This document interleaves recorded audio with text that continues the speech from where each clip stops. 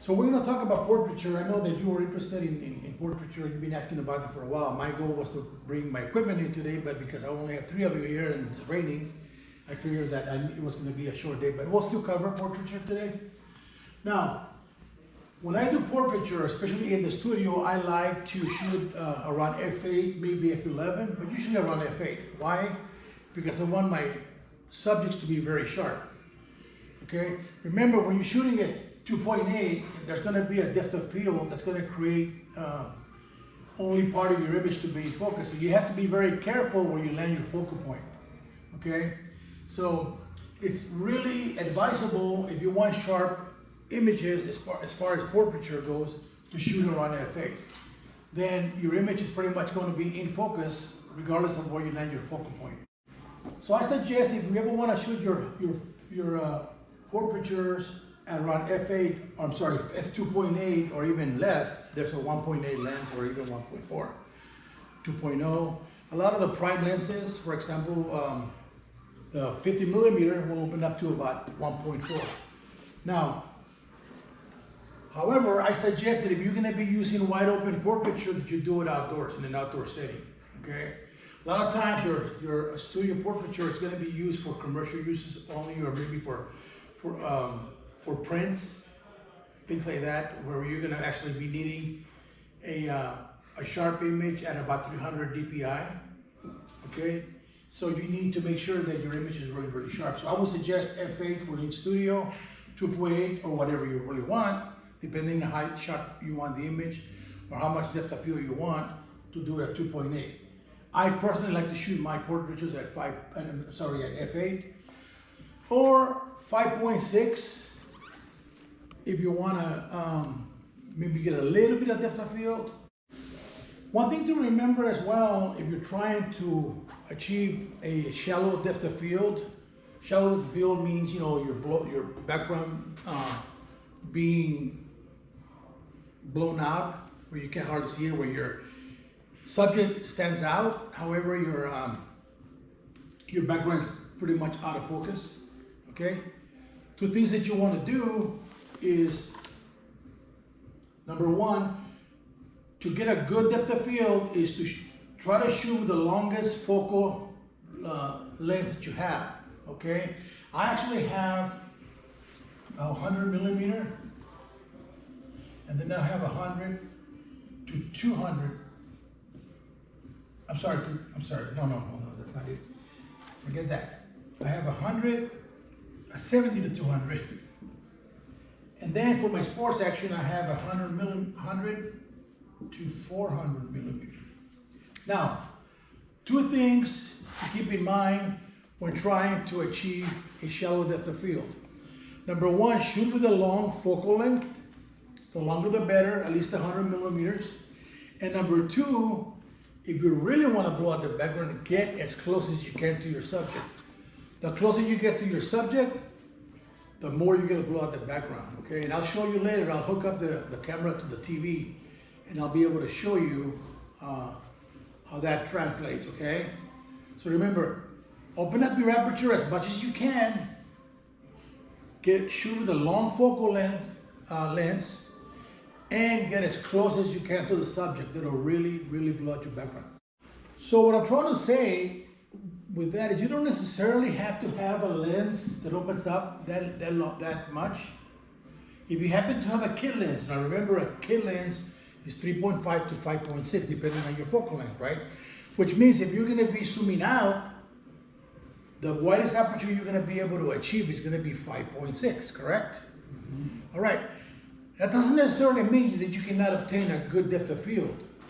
You still can if you do the things that I told you about. All lenses, regardless of aperture, will open up to at least 5.6, right? So if you can still get your regular kit lens, whether it's a 55 to 80 or whatever, or 100 to 200, whatever, even if it's a kit lens, you can still achieve a depth of field by doing 2 things. Shoot with a long focal length and get real close to your subject. The closer the better. And you'll see that even at f5.6, even at f8, you can still get somewhat depth of field, okay? Let's say I'm gonna take a photo. I don't know if this is gonna reach very far. You can probably move it around a little bit. So I want to show you the effects of a depth of field, okay, by doing this, for example, right? So let's say I'm going to shoot her at 2.8 right here, okay? So there she is at 2.8. Now you see the background, how it was blown out? Can you tell? Okay. Now that's shot at 2.8, which is what you expect to see. And I'm kind of close to her, and I shot it at about 70 millimeters, but no, actually about 60 millimeters. But you see the background's totally gone, right? But now you think, well, I only have a kit lens, so am I gonna be able to do the same thing with the kit lens? Well, the only thing you have to do really is to set your aperture to 5.6, because obviously that's all you can achieve, right?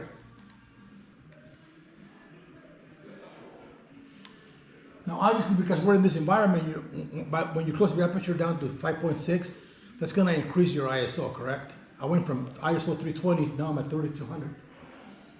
As you can see, 6400. You can see the ISO fluctuating. You see it?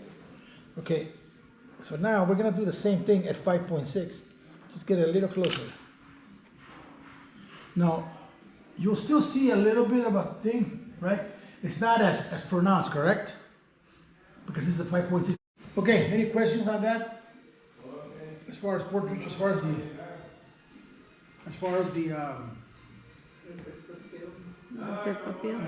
this is just the basic apertures, basic settings, okay?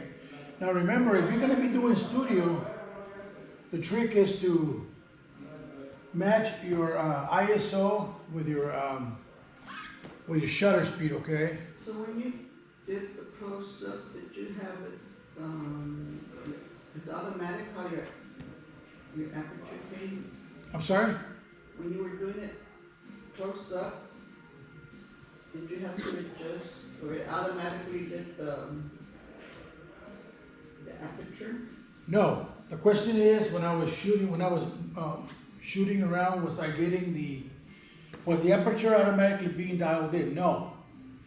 No. Reason being is because when I do my portraiture, I shoot in manual mode. Remember, in manual mode, the camera has no control. You have all the control. Yeah. Okay?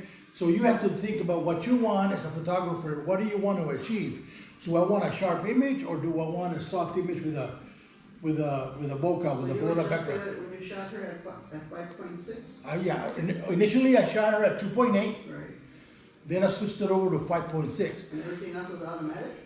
Everything else was automatic. I wanted you to see the difference. And the reason being is because, okay, let me kind of backtrack on that. My camera supports auto ISO. Okay? So I set the camera on manual mode, but then I set the camera on, the first time was aperture 2.8, yeah. Okay? And I set a shutter speed of around 125, which is what I want to achieve, right? That's kind of, I set it. But then I let the camera give me the corresponding ISO depending on my ambient lighting. Now we're inside right now. We're under fluorescent lights, right? So obviously, in order for the camera to give me a proper shutter speed, it probably has to hike up my ISO, right? Because it's kind of dark in here.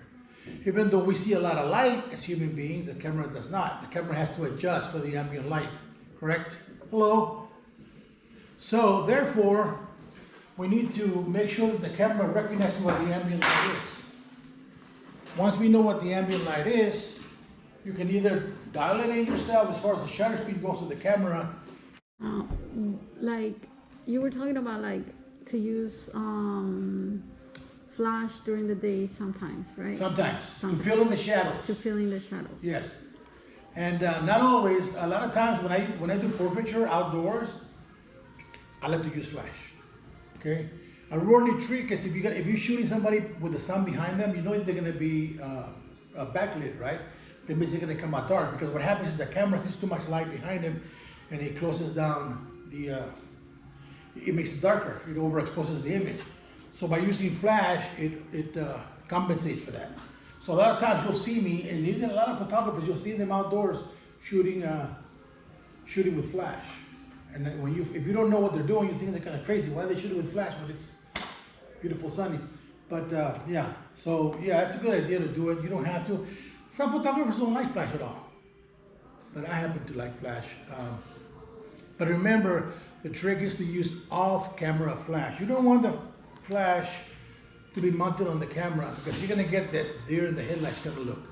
Okay, there's no contrast. When you're shooting with a off-camera flash, okay, and all you need is a trigger to fire that flash. You're gonna get a little bit of contrast. When you are shooting a subject, a person with full-on flash, you're gonna get that just kind of a weird look. Okay, but if you put a little bit of contrast, you get a little bit of light on one side and not the other, which makes for a more flattering, better image. You see how it moves? Yeah. Okay, so not only is it understanding what my settings are, it also knows how far you are. Okay, so let's say this is a 24 70 millimeter, right? But if I slap my 70 to 200 millimeter lens, okay, you'll see my focal length in here change if I zoom all the way up to 200. So now it knows you're further, so it's going to give you more light.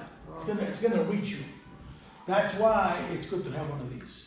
Okay, this thing gives me just the right amount of light, regardless of. So right now I have it on automatic, so TTL. So it's going to be TTL when you're buying. When you're buying a lens, just for future reference, you guys, I know we talked about it in the past. So if you're gonna buy a lens, okay, there's two things that I recommend. That the lens be TTL.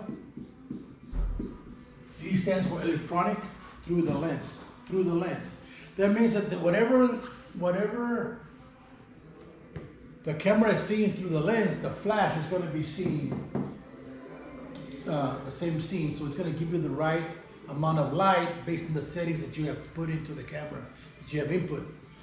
The other thing too that I recommend, in addition to the flash being TTL, is to make sure that it has auto zoom. So as I zoom in and out, whether I'm shooting at 35 millimeters or 100 millimeters, it's automatically going to adjust and give me the right amount of light to reach my subject. Okay? So two things, TTL and automatic zoom. So when you say zoom, the flash actually like zooms in to your Yes. subject and zooms out of your subject? Yes, so this lens right here is a 24 to 70 2.8 lens. Okay? So at the closest end it's gonna be 24 millimeter, at the farthest zoom it's gonna be 70 millimeters. So whatever, if I'm using a flash that has automatic zoom, if I'm shooting a 24 millimeter zoom, it's gonna reflect that on here, and it's gonna give me enough light for 24 millimeters. If I zoom out, if you're further, it's not gonna go over to 70 millimeters, and it's gonna give you more light, a little stronger, to make sure that it reaches you. Okay? In theory, that's how it works. I have a question. So since you're a commercial photographer, do you get like prices cheaper for your equipment? Not necessarily. No. No, as a matter of fact, we have to pay for our websites, we have to pay for our marketing, and we have to have insurance. We have to have insurance, liability insurance. For example, if you hire me to go do your daughter's quinceañera at the Mission Inn, well, I know the Mission Inn requires you to have liability insurance, or they won't let you shoot there. I've done several events there. And every year when I pay my premium for my insurance, I go, why am I renewing this? I've never been doing that much anymore. However, the one time that I do need it, I'm not gonna have it. But I'll tell you what, it pays for itself. I dropped this lens, not this particular lens, but I dropped the lens. This lens is $2,200. It's a 2.8 L lens, a luxury lens is what it's called. And I dropped it, and I broke it, and I was devastated until I realized that I had insurance. And the insurance immediately gave me a new one. Not only did they buy me a new one, they bought me the latest version. I had the 1 version, this is the 2 version. So that right there paid for probably 4 years worth of premiums, you know? And it's not that expensive, it's good to have. Because not only does it give you liability insurance for your business, but it also gives you equipment insurance. If you drop it or run over it or whatever, or some kid. And the reason being that you need insurance in a venue is because if you happen to be out there, set up your lights or any equipment, and some kid trips over it and breaks his neck, you know, the venue doesn't want to be responsible for that, obviously, right? The venue wants you to have your insurance company pay for the damages, and that's why. Is the amount of light that you get from a reflector the same as you get from a flash? Well, obviously it's not, because it's not going to be as strong. It also depends on where you place your reflector, and how much light, how much ambient light is available. Because remember, all you are doing with the reflector is reflecting the whatever ambient light you have. Okay, so I wouldn't recommend that, obviously, to light up a dark night or something like that. It's not going to work, obviously, right? But with the flash, no, you're going to get more light out of a flash, of course. But you are going to get more of a subtle, more flattering light out of a reflector. Just got to make sure that you have a light source to bounce it from. So, like, you know, like the scenario where, like, you want to take a picture of the sunset, you know, but then you want to see the sunset going down and the people in front. Will you Like be Susie was saying earlier, that she was trying to do a sunset with people in front of her, and people in front came out dark. Yes, that would be a good example of that. I don't know if you're going to have enough light for that. Yeah, we'll need, you're gonna need an external. Yeah, you probably are going to need a flash for that. So yeah, I don't think I would suggest trying to bounce a sunset off a reflector, no. I mean, anything's possible, but it's going to be really hard to do. Just remember, the thing is, anytime you have an external light, if you have a light source behind the subject, you're going to come out you're going to come out backlit. And the reason being is that the camera is seeing a lot of light, so the camera compensates for all that light, and it's going to close your aperture down. It's going to really overexpose the image, okay? It's just automatic. The light sensor responds to the amount of light that's coming in when it hits the sensor. So it's always going to overexpose the image when it sees too much light. If I shoot an image in a really white building, really well lit up, it's going to try to compensate for that. Same thing. Have you ever noticed that you shoot in a room that's got a lot of mirrors? Suddenly your picture comes out dark? That's the reason that happens. When the flash bounces off the mirror and it comes back and hits the sensor, the image is going to go dark. Why? Because the camera is seeing way too much light, and it's going to compensate for that. The camera is very smart, and it knows that there's too much light for the room. Let me just talk about it. So, if you want to manually make your image brighter or darker, depending on the scene, if you don't want the camera to automatically over or underexpose the shot, then what you would do is you would go into your camera's exposure compensation dial.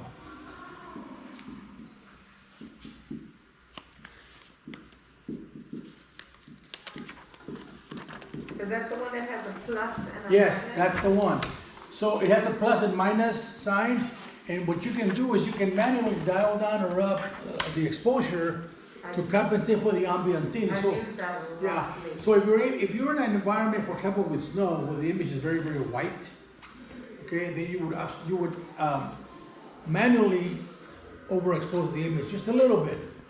So when the camera's sensor sees all the white scene, it's not gonna go haywire and make your image too dark. And it basically just a bunch of little squiggly thingies, and if you move it over or left of that, just by increments, maybe 0.03 or whatever, just to make it a little dark, a little bit lighter. Or if the image is too dark, if you're in a room where it's too dark, then you do the opposite. You open it up to make it a little bit lighter. That just kind of overrides the automatic sensor, the automatic exposure, and it gives you a little bit of control. It's a great thing to. Now, remember to check them once in a while. I know the other girl that comes here, Laura and Ed, for a long time, she couldn't figure out why her dial was always off. She was never in the middle. She never showed that she was properly exposed, right? So one day she was, why can't I ever get my sensor, my exposure to the middle? I said, probably because your exposure compensation dial is off. Sure enough, I looked at it and it was just a little bit off. So once we corrected that, she was able to get back to the middle. Remember, you always want to be properly exposed by making sure that your meter is in the middle, okay? So your meter is like this, right? You want to make sure that before you take your shot, your exposure is in the middle. That's called a proper exposure. once you see that when you hold the button halfway down and your camera meters the scene, that you always want to make sure that you are in the middle. Now you're good to take your shot. Right, now some people say, well, I'll just do the black and white in post-processing in Photoshop, which is fine because that way you'll have both the color and the other one. But I personally like to shoot it in camera. I like to do everything in camera. I don't like to do a lot of stuff in post-processing or in Photoshop later. I hate to spend time on the computer. So if I want to do a black and white photo, for example, right? I just set it for that. Oops, did I change it? I think I did.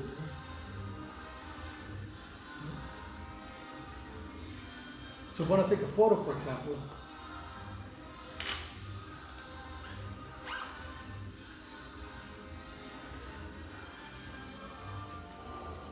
That was color. yeah, no, I meant to do the faithful. I hit the wrong button. Oh no, the monochrome. Monochrome. Yeah, that's the one.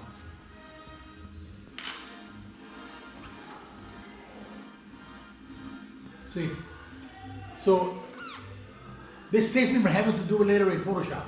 Plus, to me, it's more of a true picture. Okay. Now, from here, if you want to make it a little bit more artsy, you can make it. You can dial it down, add more grain to it, and things like that. But that's really up to you. But you could do that in the camera as well. You could switch it to black and white in the camera. Yeah, and that's what I just did. I put the camera at monochrome. Okay. So, as you can see, looks pretty good, right? So she's always asleep back there. Busted. Over here. So for your everyday stuff, you would set the camera to standard mode, right? Now, when I do portraits, I like to do, as you can see the number, it's 2, it's a little bit lower because it's more of a subdued, more of a natural skin tone. Where the higher the number, you'll see more of a saturated image. So if I'm gonna be shooting landscape, I want everything to be really, really vivid. The greens, the blues. If I'm shooting, mountains or streams or water, then I will set it to landscape mode. And you'll see the number 4 being in the front, right? And then neutral is more of everything's just and then faithful. And then monochrome will be your black and white, okay? But for your everyday running around doing touristy pictures, just leave it on standard, which is your default. Whenever we set the camera, that's where it's gonna be. And sometimes I forget when I do portraits to put it back on portrait. So that's that. But anyway, that's what you would do.